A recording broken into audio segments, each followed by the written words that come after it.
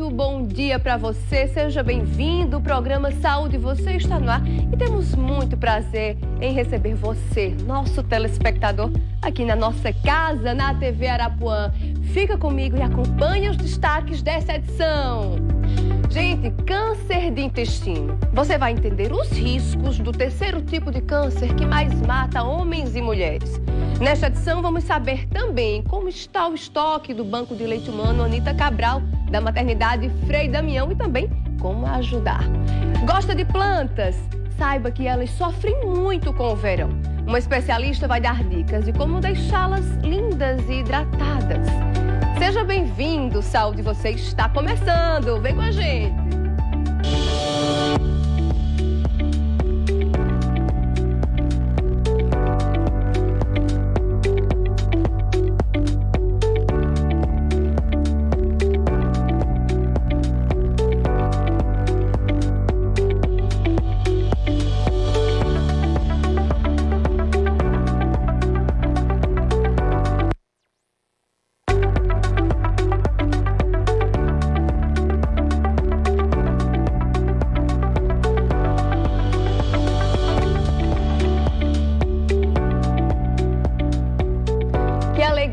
Estar com você aqui mais uma vez no programa Saúde Você. Agora vamos nos encontrar com mais frequência aqui na TV Arapuã. Para mim é uma honra sempre voltar a essa casa que é a minha casa, que é o meu lugar.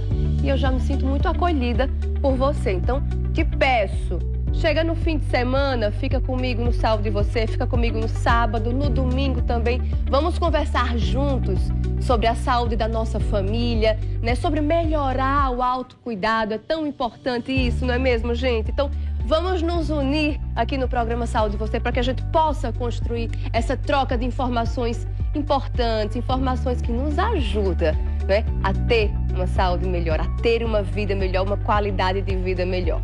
Mas vamos ao que interessa, vamos às notícias importantes, vamos falar de saúde. A maternidade Frei Damião está com uma redução no estoque de leite humano e faz um apelo para conseguir mais doações. A repórter Thaís Aureliano foi lá conferir de perto e tem mais informações para a gente. Vamos ver. Estamos no verão, estação bem propícia para aproveitar as praias, viajar, carnaval chegando também. Com certeza muita gente vai se organizar para pegar a estrada. Como é que fica o banco de leite humano, né? O estoque em baixa, com certeza. Por isso que a gente convidou a Thaís Ribeiro, ela que é diretora do Banco de Leite Anita Cabral, para conversar com a gente sobre o assunto. Muito obrigada pela sua participação.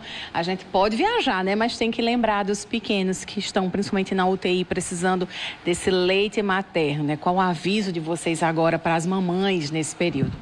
Olá, é importante lembrar que os nossos pequenos foliões continuam nas UTIs neonatais do estado e eles precisam do leite materno não só como nutrição, mas sim como recurso terapêutico na recuperação da saúde dele, do ganho de peso, para eles terem alta mais rápido. E como eu falei, tem tantas mães que querem passar o carnaval com seus bebês em casa e o leite materno pode fazer isso por ser um alimento.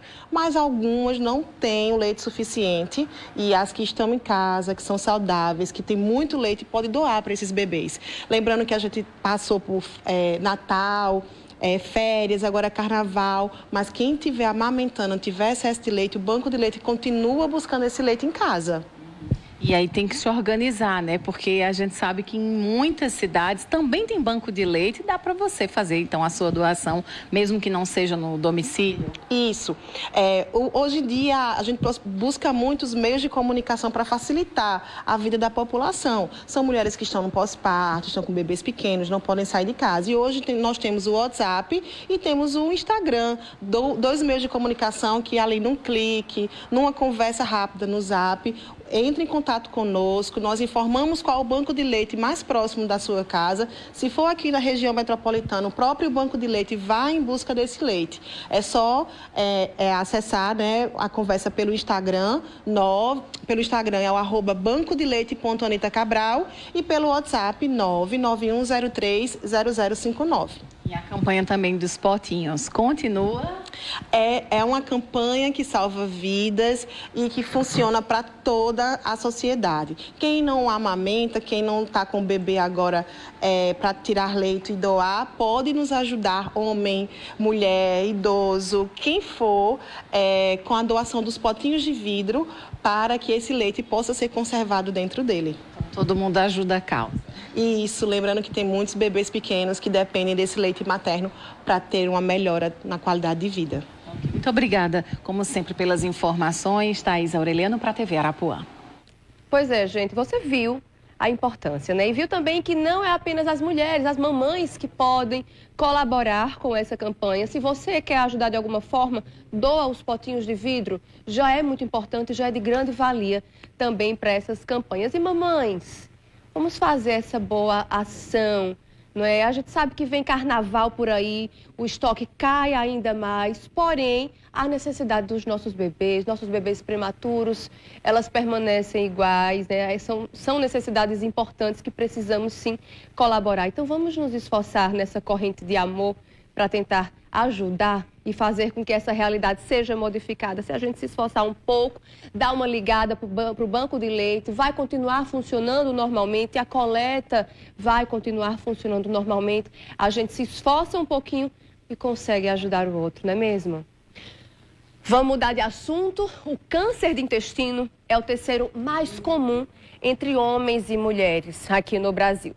Mas como identificar os sintomas? Pois é, o que vamos saber agora com o médico gastroenterologista, Dr. Eduardo Franca, que está aqui conosco e vai nos ajudar a compreender um pouco dessa patologia, que inclusive está bastante em alta, bastante comentada porque alguns artistas, né, Simone, também Preta Gil, estão enfrentando recentemente esse diagnóstico. Perdemos o nosso Rei Pelé também recentemente, então acabaram dando também um destaque maior. Dr. Eduardo, obrigada pela sua presença aqui no programa. Vamos começar então explicando o que é o câncer de intestino. Olá, Mirna, é um prazer estar de volta à TV Arapuã. Primeiro, parabenizando pela preocupação e pelo cuidado de um tema tão importante no mundo e que no Brasil tem crescido, como você bem citou, sendo o terceiro câncer mais comum entre homens e mulheres. O câncer do intestino grosso se traduz por uma degeneração das células que revestem o epitélio, ou seja, a camada interna do intestino, e essa degeneração evolui para a malignidade. As características deste câncer tendem a ser, na maioria das vezes, de certa forma, indolente, ou seja, quando diagnosticado em seus estadios, nos seus momentos ainda iniciais, a margem de cura aumenta muito. E que tipo de o paciente ou o indivíduo tem que se preocupar em eu diria, procurar um especialista. O mais forte seria o achado de sangue nas fezes. Não obrigatoriamente, todo paciente que tiver a presença de sangue nas fezes faça uma correlação direta com o câncer de intestino. Lembro que hemorroidas, fissuras, pólipos, diverticulite, alterações vasculares também podem se traduzir em sangue nas fezes. Mas isso é o chamado de procurar um especialista. Outros sintomas muito comuns seriam a dor abdominal, a perda de peso sem explicação, a anemia ou alterações do seu ritmo habitual do trânsito. Então, se você evacua diariamente ou a cada 2 em 2 dias ou 2 vezes ao dia e esse padrão muda sem explicação, fica a dica de procurar o especialista. Doutor Eduardo, mas também existe alguma fase assintomática? Porque, então, para chegar a sentir dor, para chegar a ter sangue nas fezes, algo visível, algum sinal que vai ser mais significativo, né, para a pessoa que vai chamar a atenção, aí sim ele procura um especialista. Mas e aí? Nas fases assintomáticas, como nós devemos nos preocupar com o câncer de intestino? A gente tem que levar em consideração o quê? Fatores de risco, risco familiar, o que é que a gente coloca na balança para se preocupar? Sem dúvida, excelente colocação. Na verdade, no tocante a um momento de ainda estar assintomático, existem critérios de triagem. Então, dentre os fatores de risco, um deles é a genética. Então, em parentes de primeiro grau que já tiveram câncer de intestino, e traduzindo esse primeiro grau seus pais, avós, irmãos e filhos. A partir de um diagnóstico desse laço, dessa estrutura familiar, recomendamos procurar o gastroenterologista ou o coloproctologista e muitas das vezes o correto é fazer uma colonoscopia, um exame endoscópico do intestino de caráter preventivo. Este exame oportunamente permite identificar principalmente os pólipos, que são pequenas elevações da mucosa vistas quando um exame é bem feito, inclusive bem preparado do ponto de vista de limpeza do intestino, e que uma vez removido, na maioria das vezes no mesmo ato deste exame, já extrai a possibilidade de degeneração dessa lesão. E aí é o diagnóstico precoce. O pólipo, então, ele já seria considerado... O pólipo é uma lesão benigna, não é? Mas ele já seria considerado, então, um fator de risco e já é para retirar ele imediatamente? Tem um pólipo no intestino, a recomendação é retirar? No intestino grosso, a grande maioria dos pólipos tem um caráter de baixa tendência à malignidade. São os adenomas. Mas a recomendação é, estando diante de um intestino preparado, numa sala de exame, você identifica um pólipo. Aquela estrutura está apta para removê-lo? Sim, tendo essa segurança, remova-o. Mas nem todo pólipo, como você colocou, vai ser câncer. A maioria dos pólipos se detecta o risco de evolução através do grau de atipia, de modificação daquelas células, sendo os adenomas mais comumente chance de evolução para câncer, e dentre eles os adenomas túbulo-vilosos. É uma característica histológica, tecidual. Mas uma colocação que você fez menção é, além dos fatores familiares, o que chama a atenção, entende? A degeneração desse tecido se dá pelo envelhecimento. Assim como a próstata ou propriamente a mama, o envelhecer deste tecido e a exposição dele a fatores alimentares, ambientais, aumenta o risco. Então, a partir dos 45 anos de idade, no Brasil, a recomendação como orientação de saúde pública, certo? Populacionalmente falando, faça sua colonoscopia, mesmo sem sintomas. Além desse fator de aspecto de prevenção, vem hábitos de vida. Uma das coisas que a gente, de forma habitual, bate no hábito de vida, a atividade física. Chamava-se pouco atenção ao paciente fazer atividade física e fazer prevenção de câncer, diretamente relacionado.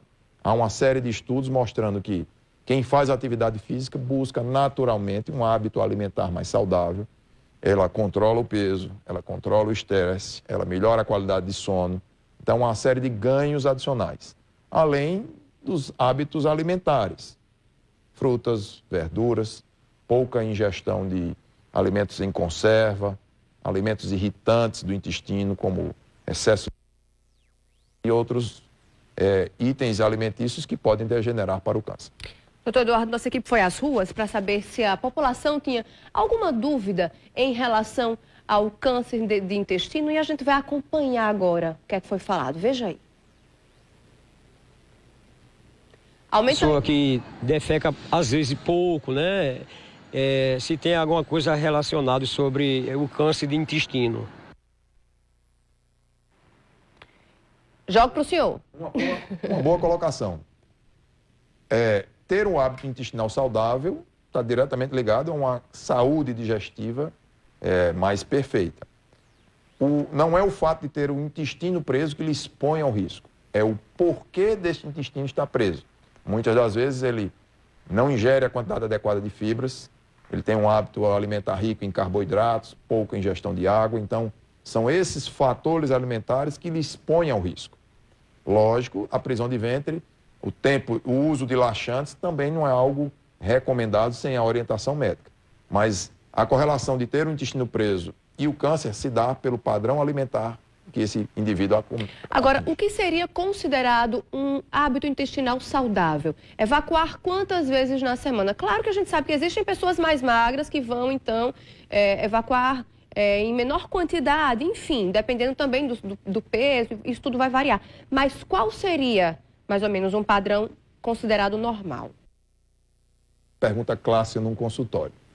Primeiro é aquele hábito que lhe traz sensação de bem-estar. Mas, habitualmente, o ritmo intestinal de 1 a 2 cada 2 dias é aceitável como normal. Isso, como você bem frisou, está relacionado a um estilo de vida com atividade física, boa ingestão de água, dieta balanceada e até mesmo ao hábito de ir ao banheiro. Então, o intestino cria aquele modelo e que se reproduz. Dentro desse escopo, é considerado bastante normal. Ok, então vamos a mais uma pergunta, gente? Vamos ao nosso Fala Povo. Temos, Adriana, mais um Fala Povo aí? Mais uma pergunta da população? Vamos lá. É Célia Maria, eu moro no Rangel e eu queria perguntar para o doutor, câncer de intestino tem cura? E aí, doutor? Câncer de intestino tem cura e tratamento? Muito boa colocação, dona Célia, e é importante frisar isso. Sim, tem cura em estadios principalmente mais iniciais, mas mesmo nos casos de metástase, inclua-se aí a metástase para o fígado, sendo a metástase mais comum, a abordagem do oncologista e do cirurgião do aparelho digestivo, o cirurgião oncológico, é considerável. Obviamente, quanto mais cedo ou precocemente detectado e tratado, maior o aumento dessa margem. Em se localizando, em se diagnosticando o câncer de intestino, o senhor falou sobre metástase no fígado, então já de imediato já se buscam esses pontos de metástase, já com o diagnóstico em mãos de câncer de intestino? Quais outros locais que se buscariam metástase?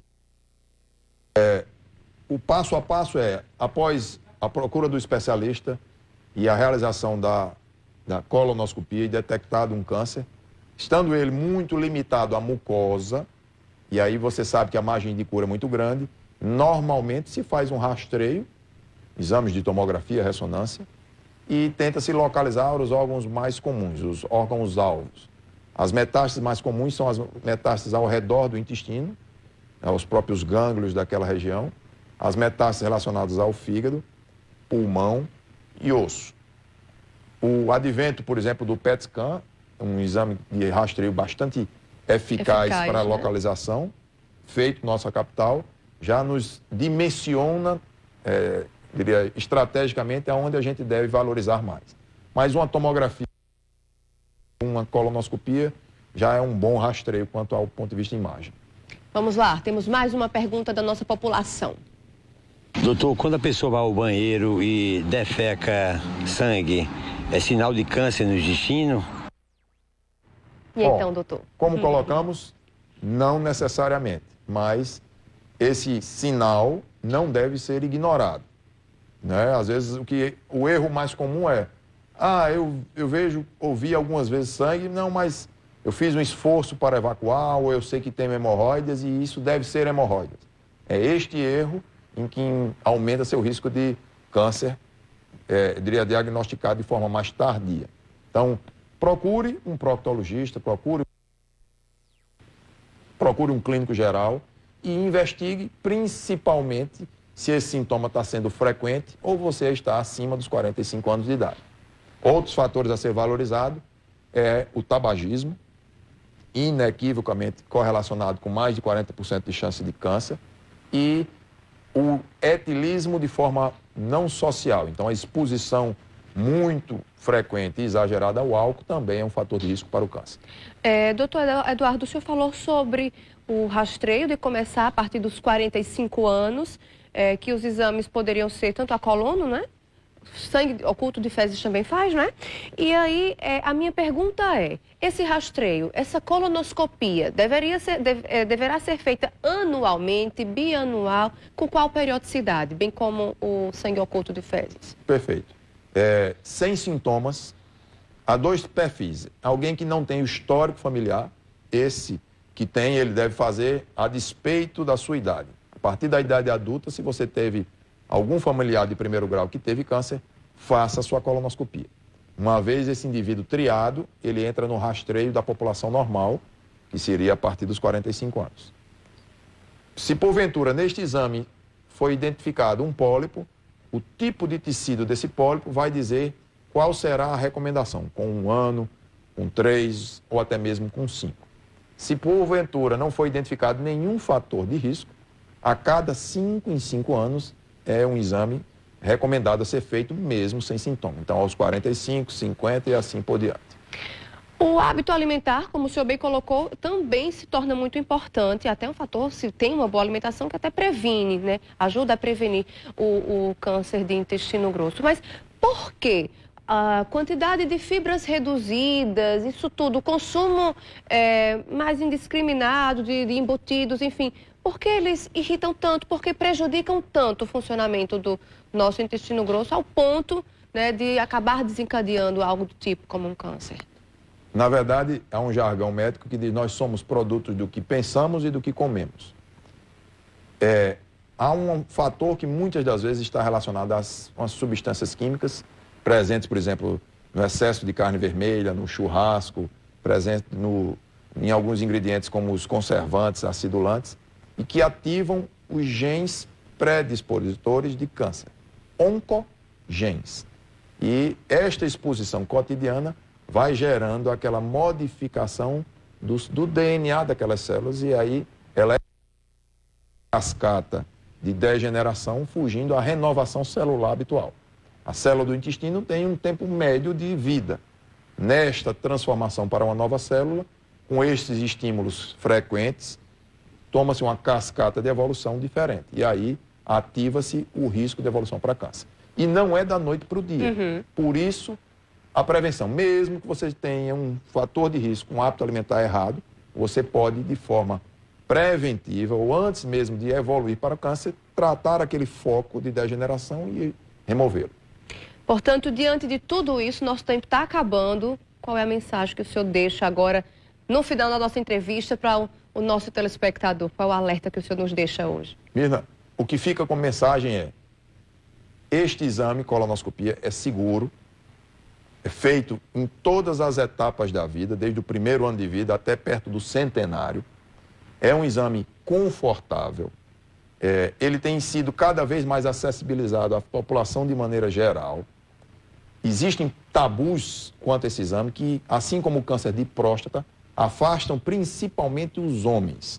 O diagnóstico do câncer do intestino grosso é maior nas mulheres porque elas têm um comportamento mais natural de procurar o médico. Então, se você tem sintomas, esqueça o medo.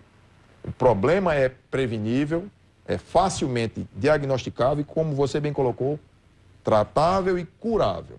Se você tem algum desses sintomas, procure o especialista, procure a rede pública ou mesmo particular e faça sua colonoscopia. Doutor Eduardo, muito obrigada pelos esclarecimentos, obrigada pela sua participação aqui. É tão importante a gente conversar sobre esses temas, não é? E lembrando, gente, o doutor Eduardo estava me contando que agora, mês de março azul, né, doutor Eduardo? Então, a gente já deixa também como mensagem final que também vai ser um mês dedicado, né, em alusão à prevenção do câncer de intestino.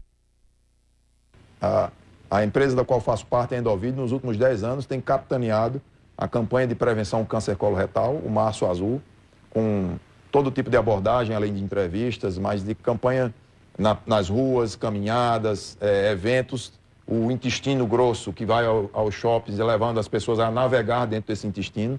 Então, isso é uma forma de criar conscientização. E muito obrigado pela oportunidade de poder trabalhar em cima de um tema tão importante. Que bom, estamos juntos.